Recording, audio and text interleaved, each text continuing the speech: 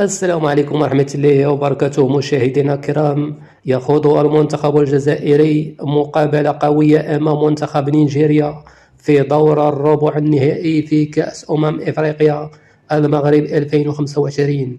هي صراحة مقابلة تعتبر نهائي قبل الأوان بين منتخبين كبيرين، بين المنتخب الجزائري ومنتخب نيجيريا.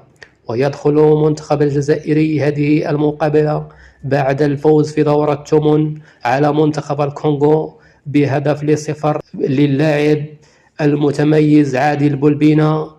وفي الجهة المقابلة فاز المنتخب النيجيري على منتخب موزمبيق في دورة الثمن ب4-0.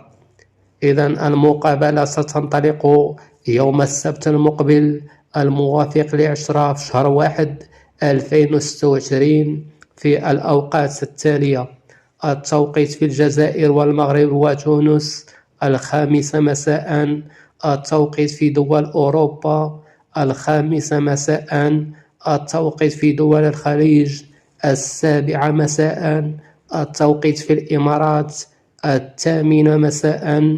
وستكون المقابلة منقولة على جزائري الأرضية وعلى القنوات بإن سبور HD Max. هذا كل ما لدينا اليوم، إلى اللقاء.